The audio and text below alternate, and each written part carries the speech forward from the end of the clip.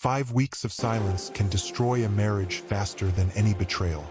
Lolo knew this as she clasped the diamond necklace around her throat, watching her reflection in the bathroom mirror. The woman staring back looked lethal tonight, dark skin glowing against the emerald green dress that hugged every curve, lips painted deep wine, natural hair styled in perfect coils that framed her face. And that necklace, $350,000 worth of diamonds catching the light like captured stars. Before we dive into the story, quickly drop a comment telling me where you're watching from, and hit that subscribe button so you don't miss what happens next. Sit back and relax, and enjoy how this unfolds.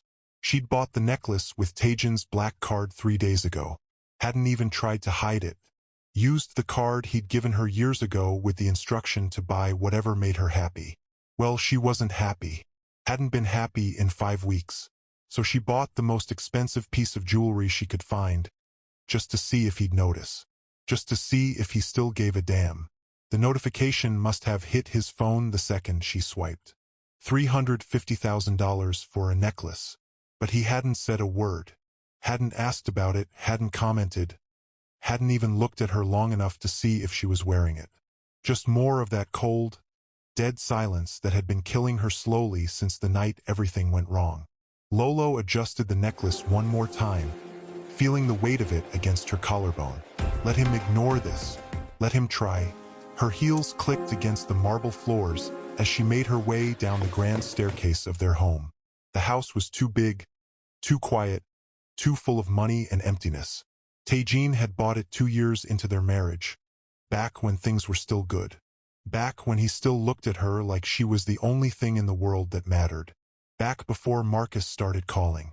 Before the pregnancy. Before everything turned to ice. She was halfway down the stairs when she heard his voice. "Where do you think you're going?" Lolo's hand tightened on the banister, but she didn't stop moving. Didn't look at him. Just kept walking. Kept breathing. Kept pretending her heart wasn't trying to break through her ribs. "Out," she said simply. "Girls' night. Remember those? When I used to have a life outside these walls. Dressed like that." Now she stopped. Slowly, she turned to face him. Taejin stood in the doorway of his office, filling the frame like he owned it. Which he did. He owned everything. The house, the cars, half the businesses in the city, legal and otherwise. He was dressed in all black, sleeves rolled up, tattoos visible on his forearms. That dangerous edge that had first pulled her in 7 years ago. Back when she was just a grad student and he was the mysterious man who kept showing up at her favorite coffee shop. "Yes, dressed like this," she said, meeting his stare without flinching. "Problem?" His eyes dropped to the necklace. She watched his jaw tighten, watched something flicker across his face. Anger? Possession? Recognition? She couldn't tell anymore. 5 weeks of nothing had made him unreadable. "That's new," he said, his voice carefully controlled. "Is it?" Lolo touched the diamonds, letting them catch the light. "I wouldn't know. My husband hasn't looked at me properly in over a month. So I figured he wouldn't notice if I bought myself a present. $350,000 is one hell of a present. So you did get the notification." She smiled, sharp enough to cut. "I was starting to wonder if you'd blocked me from everything, including your bank alerts." Taejin moved then, crossing the foyer with that predatory grace that used to make her knees weak. Still did, if she was honest. He stopped 3 feet away, close enough that she could smell his cologne, that familiar scent that used to mean safety and home and love. "We need to talk," he said. "Now you want to talk?" Lolo laughed, the sound bitter. 5 weeks, Taejin. 5 weeks of you treating me like a ghost in my own house. 5 weeks of sleeping alone, eating alone, existing alone while you're right here. And now, right when I'm about to walk out this door, now you want to talk. You're not going anywhere. His voice dropped lower, dangerous. "Not until we settle this." "Settle what?" "The fact that you've been ignoring me? The fact that you moved into the guest house like I have some kind of disease? The fact that you won't even look at me anymore?" "I'm looking at you now." And he was. His eyes swept over her, taking in the dress, the heels, the hair, and that necklace. When his gaze met hers again, something burned there. Something that looked like hunger and rage all twisted together. "That necklace," he said quietly. "You wore it to make me angry." "I wore it because I can," she shot back. "Because you gave me that card and told me to use it. Because maybe, just maybe, I wanted to see if you still cared enough to react to something I did." "You want a reaction?" He stepped closer. "Is that what this is about? You want to know if I still care? I want to know if you remember I exist." Her voice cracked. "I want to know why my husband has been treating me like a stranger. I want to know what I did wrong, Taejin, because I've been going crazy trying to figure it out." "You know exactly what you did." The words hung between them, sharp and accusing. Lolo felt something twist in her chest. "Marcus," she whispered. "This is about Marcus." Taejin's face went hard. "Don't say his name in this house. He's my ex-boyfriend, not Voldemort. I can say his name. Your ex-boyfriend who won't stop calling you. Your ex-boyfriend who showed up at your doctor's office last month. Your ex-boyfriend who's been telling anyone who'll listen that the baby you're carrying is his." There it was. The truth they'd been dancing around for 5 weeks. Finally out in the open. Lolo felt tears prick her eyes, but she refused to let them fall. "And you believed him," she said. "That's what this is about. You actually believed him." "I heard him, Lolo." Taejin's voice was rough now, control slipping. 5 weeks ago, I came home early and heard you on the phone. Heard him threatening you, heard him talking about the baby, about paternity, about how he was going to prove it was his. And you didn't think to ask me about it? Didn't think to actually talk to me? What was I supposed to say?" He ran a hand through his hair, frustration bleeding through. "How was I supposed to ask my wife if the baby she's carrying might belong to another man? By opening your mouth and using words." Lolo's hands clenched into fists. "By trusting me enough to know that I would never, ever cheat on you. By believing in us instead of whatever poison Marcus was spewing." He sounded pretty damn sure of himself. "Because he's crazy." She stepped closer, invading his space. "Because he's been harassing me for months. Ever since he found out I was pregnant. Because he's a manipulative, lying psychopath who can't handle the fact that I left him and married someone else." Taejin's eyes searched her face. "Then why didn't you tell me he was bothering you?" "Because you've been dealing with the Jung family trying to muscle in on your territory. Because you've had 3 attempts on your life in the past 6 months. Because I didn't want to add to your stress with my crazy ex-boyfriend problems when you had actual life or death situations to handle. So you handled it alone." "I tried to." Her voice dropped. "I blocked his number, changed my routes to work, even hired a private investigator to document his stalking so I could get a restraining order. I've been building a case against him, Taejin. I've been protecting myself and our baby while you've been busy assuming the worst about me." Something shifted in his expression. Doubt creeping in, or maybe regret. "You hired a PI? 3 months ago. I have recordings of him admitting he's been faking DNA evidence, trying to blackmail me into leaving you. I have witnesses who saw him bribing the receptionist at my doctor's office to get my medical information. I have everything I need to put him away for harassment and stalking." She pulled out her phone, pulled up the folder she'd labeled Marcus Evidence. "I was going to show you all of this 5 weeks ago, that night you overheard the phone call. But you disappeared before I could." Taejin stared at the phone, at the dozens of files and recordings she'd compiled. His jaw clenched and unclenched. "Why didn't you come after me?" he asked quietly. "Why didn't you force me to listen?" "Because I was tired, Taejin. Tired of fighting Marcus. Tired of being scared. Tired of everything. And when you pulled away, when you started giving me that cold silence, I just didn't have any fight left." She put the phone away. "I figured if you loved me, you'd come back. You'd ask. You'd trust me enough to know the truth. I do love you." The words came out rough, almost angry. "I love you so much it scares me. That's the problem. That doesn't make any sense. It makes perfect sense when you're in my world."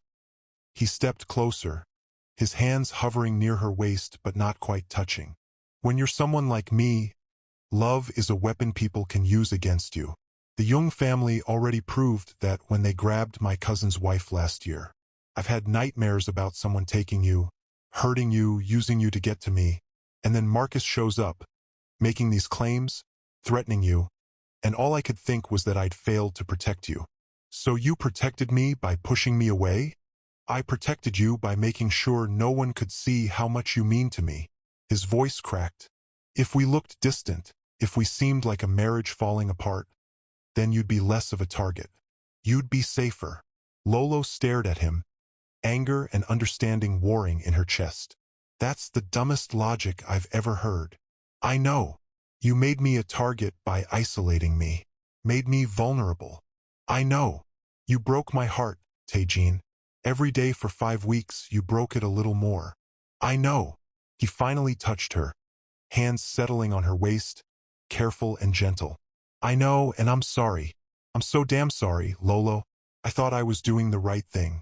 Thought if I kept my distance, if I controlled my reactions, if I didn't let anyone see how much I love you, then you'd be safe from my enemies and safe from Marcus. Instead, you just hurt me yourself. Instead, I hurt you myself, he agreed. Like an idiot. She wanted to stay angry, wanted to hold onto that righteous fury that had been sustaining her through 5 weeks of loneliness. But looking at him now, seeing the pain in his eyes, the regret in every line of his face, she felt her resolve cracking. The baby is yours, she said softly. In case there was any doubt in your mind, this baby is 100% yours. Taejin, I have never cheated on you, never even thought about it. I believe you. His thumbs traced small circles on her hips. I should have believed you from the start. Should have trusted what we have instead of letting fear make me stupid. Yes, you should have. Can you forgive me? Lolo bit her lip. Eventually, maybe, if you stop shutting me out and start actually talking to me about what's going on in that complicated head of yours. Deal. He pulled her closer, until they were pressed together, until she could feel his heartbeat against her chest. No more distance. No more protecting you by pushing you away. From now on, we face everything together. Everything, she confirmed. His forehead dropped to hers. For a long moment, they just stood there, breathing the same air, existing in the same space without walls between them. Felt like thawing after a long freeze. Then Taejin pulled back slightly, his eyes dropping to the necklace again. $350,000. Worth every penny, Lolo said, touching the diamonds. Got you talking to me again, didn't it? You could have just come to my office and demanded we talk. I tried that, twice. You locked the door and pretended you didn't hear me knocking. He winced. I'm an asshole. A rich asshole, she agreed.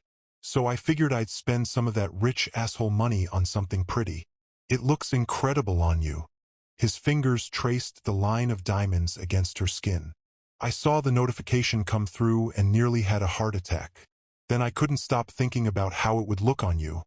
If you'd wear it, if you'd let me see it. I've been going crazy waiting to catch a glimpse of you wearing it. You could have just asked to see it. I was trying to maintain my distance, remember? My incredibly stupid, completely counterproductive distance. Lolo smiled despite herself. You really are an idiot. You're idiot. He kissed her forehead. If you'll still have me. I'm still deciding.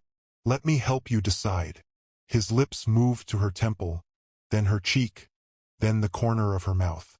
Let me spend the rest of the night making up for 5 weeks of being the world's worst husband. I was supposed to go out. Forget going out. His voice dropped, rough and wanting. Stay here. Stay with me. Let me show you exactly how sorry I am. Heat pooled low in her stomach. She'd missed this, missed him, missed the way he could make her forget everything else with just his voice and his hands and his mouth. You're going to have to work really hard to make up for 5 weeks, she said. I've got all night. He kissed her properly then, deep and desperate and full of 5 weeks of longing. I've got the rest of our lives. Lolo melted into him, her arms wrapping around his neck, the necklace pressing between them. When they finally broke apart, both breathing hard, she looked up at him with serious eyes. No more secrets, she said. No more shutting me out when things get dangerous or complicated. I'm your wife, Taejin. I signed up for all of it, the good and the bad and the deadly. You don't get to protect me by excluding me. No more secrets, he promised. Starting now. Good. Because there's something I need to tell you. His body tensed slightly. What? Lolo took a breath. This was it. The conversation she'd been dreading. The truth she'd been carrying alone for 2 months. The reason she'd been even more stressed than usual. Even more desperate for his support before he pulled away. There's something about the pregnancy, she started. Something I found out at my 12-week scan. Taejin's hands tightened on her waist. Is something wrong? Is the baby okay? Babies, she corrected softly. Twins. I'm having twins. His eyes went wide. Twins. 2 babies. That's why I've been so sick.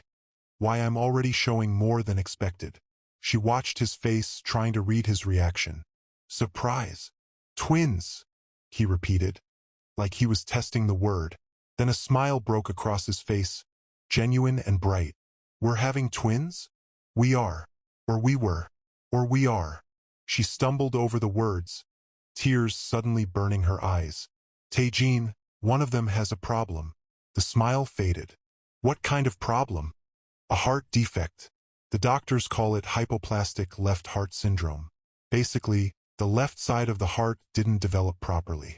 Baby A is perfectly healthy, but baby B needs surgery. Multiple surgeries, actually. The first one has to happen within days of being born. Taejin was very still. How serious is it? Serious. Risky. The survival rate is good if we're at the right hospital with the right surgeons, but it's still going to be scary. And expensive, though that's not the issue. The issue is that your mother has been calling me, asking about the pregnancy, talking about how excited she is for a healthy grandchild who'll carry on the family name. And I've been terrified to tell anyone because I don't know how they'll react. Don't know if your family will pressure us to terminate the pregnancy to avoid the risk and the complications. Wait. His voice was sharp. You've known about this for how long? 2 months. Since the detailed scan. 2 months. He looked stricken. You've been carrying this alone for 2 months? I was going to tell you, she said quickly. That night, the night you overheard Marcus. I had all the medical reports ready, had researched the best pediatric cardiac surgeons in the country, had a whole plan for how we'd handle it. But then you disappeared into your silence and I just couldn't find the right moment. Couldn't figure out how to tell you when you wouldn't even look at me. Taejin's hands came up to cup her face. Lolo, listen to me. I would never ask you to terminate this pregnancy. Never. These are our babies, both of them, and we're going to love them and protect them and do whatever it takes to make sure they're both healthy and happy. Even if one of them needs constant medical care, even if it's complicated and scary, even then, especially then. He kissed her forehead. We're going to get through this together. We're going to find the best surgeons, the best hospital, and we're going to make sure both our babies have everything they need. Relief crashed over her so hard she almost collapsed. I was so scared you'd want me to choose. Scared your family would make it impossible to keep both babies. My family can deal with it or they can stay away. His voice was steel. This is our decision, our family, our babies. No one else gets a say. Your mother is going to have opinions. My mother always has opinions. We'll handle her. He pulled her close again. Right now, I just need you to know that I'm here. I'm sorry I wasn't here for the past 5 weeks. But I'm here now and I'm not going anywhere. Lolo buried her face in his chest, letting herself feel everything she'd been holding back. The fear, the relief, the exhaustion, the love. I've been so tired, Taejin. So scared and tired and alone. Not anymore. His arms banded around her. Never again. They stood like that for a long time, just holding each other, letting the pieces start to come back together. The house didn't feel quite so empty anymore. The silence didn't feel quite so heavy. Finally, Taejin pulled back enough to look at her. How did Marcus find out about the twins? About the heart condition? Lolo's expression hardened. That's the really messed up part. He somehow got access to my medical records. The PI traced it back to a mole in your organization who's been feeding him information. Taejin went very still. A mole? Someone close to you has been giving Marcus everything. My schedule, my doctor appointments, my test results. That's how he knew about the pregnancy so early, how he knew when to show up at my doctor's office. Someone in your inner circle is working with him. Who? The PI is still working on confirming it, but the evidence points to Jimin. Your head of security. The name hit like a bomb. Taejin's face went hard, all the softness from moments ago vanishing into cold fury. Jimin has been with me for 8 years. Jimin has been taking payments from Marcus for 6 months. My PI has bank records, photos of meetings, everything. He's been the one feeding Marcus information about your business and your personal life. That's how Marcus knew about your vulnerabilities right now with the Jung family situation. That's how he knew exactly when to strike to cause maximum damage. Son of a bitch.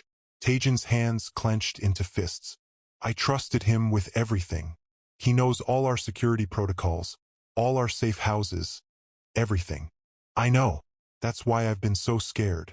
If Marcus has that level of access, he could hurt us in ways we can't even predict. She pulled out her phone again, showing him a folder of evidence. The PI sent me everything yesterday.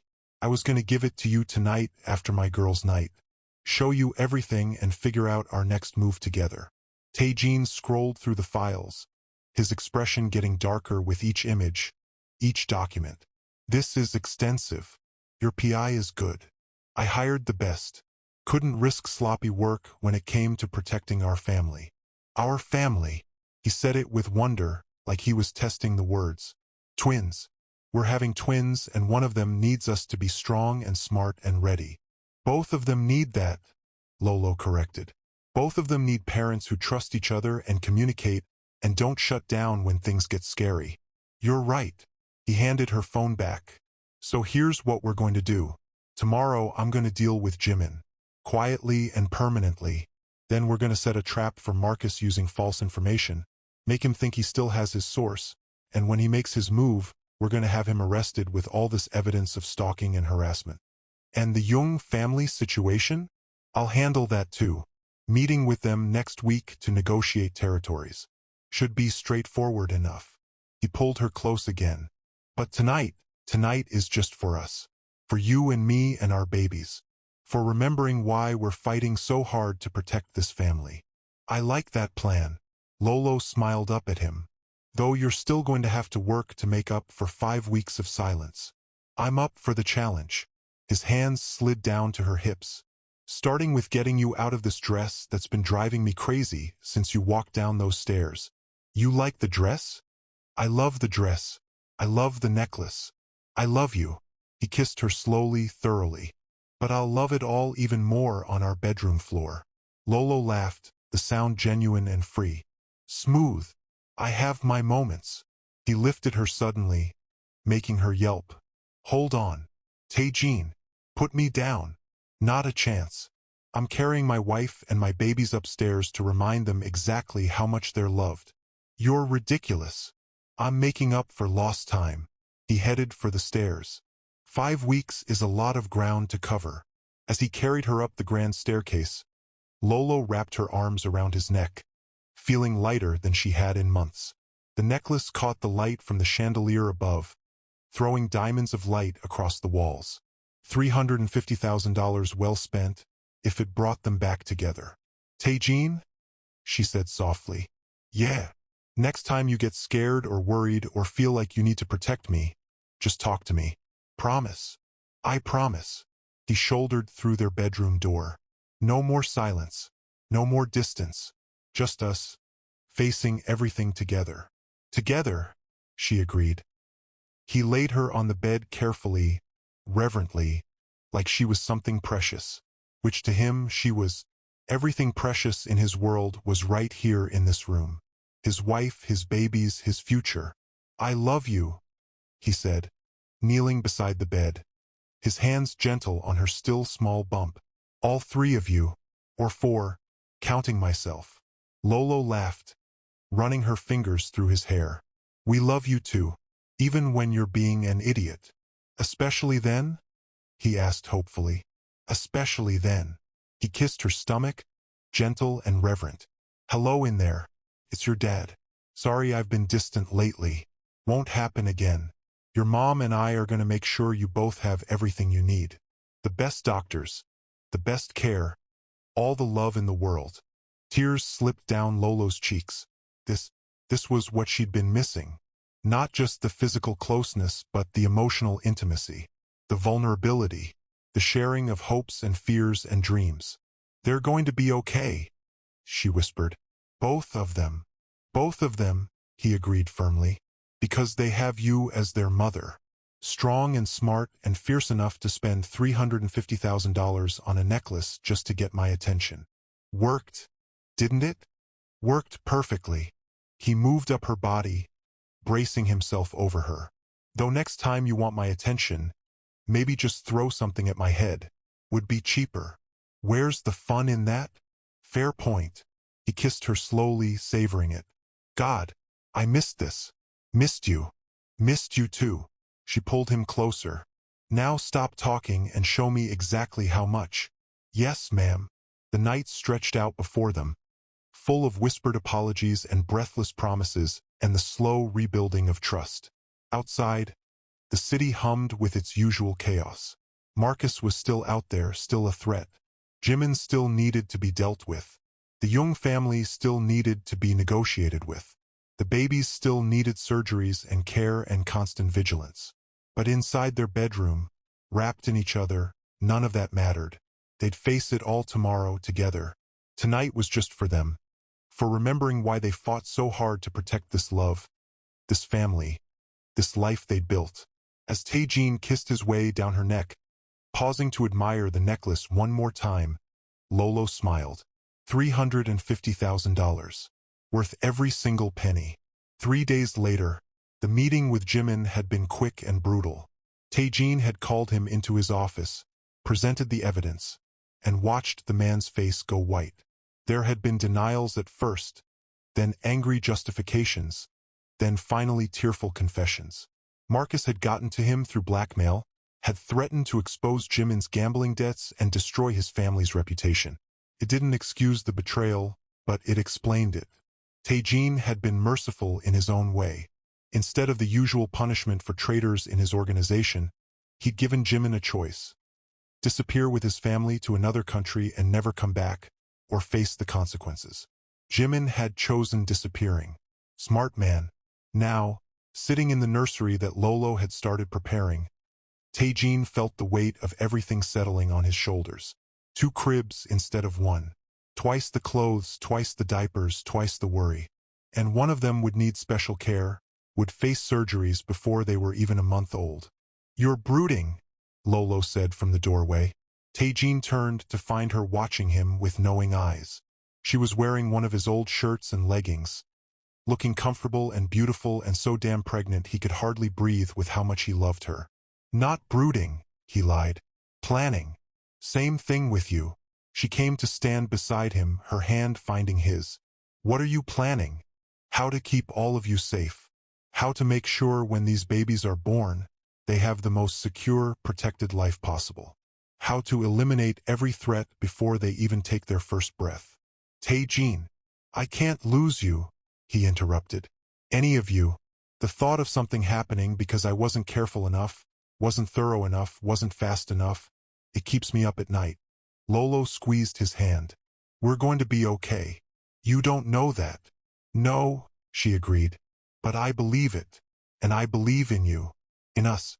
We're stronger together than Marcus or the Jung family or anyone else who might come at us." "You sound very confident for someone who's about to have 2 babies, one of whom needs immediate surgery." "I'm confident because I have you." She turned to face him fully. "Because I know you'll move heaven and earth to protect us. Because I know I'll do the same. And because these babies are going to be born into a family that fights for each other." Taejin pulled her close, carefully mindful of her growing belly. "I'm scared." "Me too," she admitted. "Terrified, actually. But we're going to get through it. Together." "Together," she confirmed. They stood like that for a long moment, surrounded by soft yellows and whites and the beginnings of a nursery that would hold their whole world. 2 cribs, 2 changing tables, 2 of everything except parents. Those 2 babies would share the same mother and father, the same fierce protection, the same desperate love. The Jung meeting is tomorrow, Taejin said quietly. I know. I'm coming with you. He pulled back to look at her. Absolutely not. Absolutely yes. Her eyes flashed. We agreed. No more shutting me out, no more protecting me by excluding me. This affects our family, so I'm going to be there. It could be dangerous. Then it's a good thing you have the best security team money can buy. She crossed her arms. I'm going, Taejin. We're partners in this, remember? He studied her face, seeing the determination there. His wife was not a woman who backed down easily. It was one of the things he loved most about her, even when it made his protective instincts scream. Fine, he relented. But you stay behind me, you wear a vest, and if anything goes wrong, you leave immediately. Deal. She smiled. See? We can compromise. You mean I can learn to lose arguments with my wife? That too. He kissed her forehead. You're going to be an amazing mother. We're going to be amazing parents, she corrected. Both of us. Even when you're being overprotective and impossible. Especially then. She laughed, and the sound filled the nursery with warmth. Tomorrow would bring challenges. The Jung meeting, Marcus still lurking somewhere, the ongoing preparations for 2 babies instead of 1. But right now, in this moment, they were solid. United. Ready. I love you, Taejin said softly. I love you too. Lolo touched her stomach. All of us do. And standing there in the nursery, surrounded by the promise of their future, Taejin let himself believe it would all be okay. They'd face the dangers together, survive the surgeries together, build their family together. No more silence, no more distance, just love, fierce and protective and strong enough to weather anything. The necklace still sat in its box on Lolo's dresser, a glittering reminder of the night that brought them back together. $350,000 that saved their marriage. Worth every penny. Worth everything. Outside, the world waited with its threats and challenges. Inside, they had each other. And that, Taejin thought as he held his wife close, was all they really needed. The rest they'd figure out together. The end. If you made it this far, consider liking and subscribing. Your support helps the channel grow and brings you more stories like this one.